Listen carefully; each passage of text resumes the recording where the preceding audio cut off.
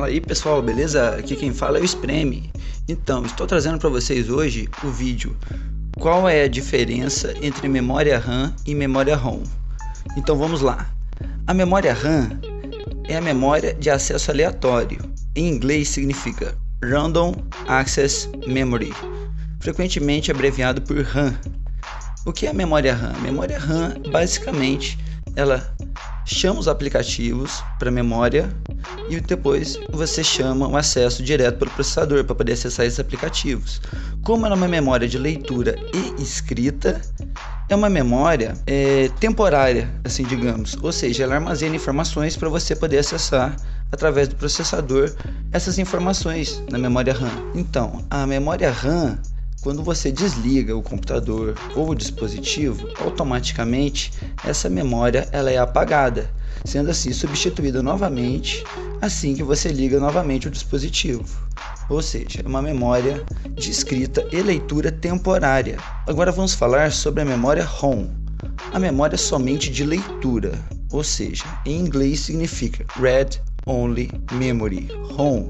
A memória ROM como ela é uma memória somente de leitura, ou seja, ela já tem a informação gravada dentro dela, você não pode apagar essa memória, ou seja, é uma memória previamente gravada que você acessa, ela já fica armazenada, os aplicativos dentro dessa memória, isso na memória ROM. A memória ROM, ela é basicamente para você escrever uma memória ROM, você precisa de um PROM, um EPROM e as memórias flash. No caso, elas gravam, com esses dispositivos você grava informações dentro dessa memória ROM, ou seja, ela sempre é uma memória de dados, ela não é uma memória de escrita, ela é somente uma memória de leitura, ou seja, diferentemente da memória RAM, a memória ROM não pode ser alterado os dados.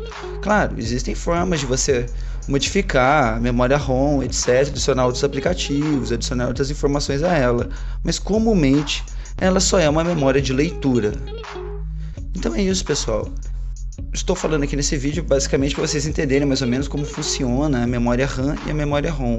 A memória RAM, então, é uma memória de leitura e escrita temporária.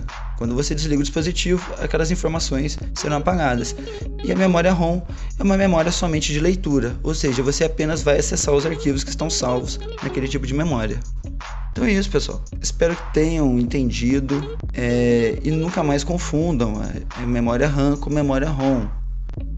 Então é isso, eu vou ficando por aqui neste vídeo. Paz e até mais, e até o próximo vídeo. Fui!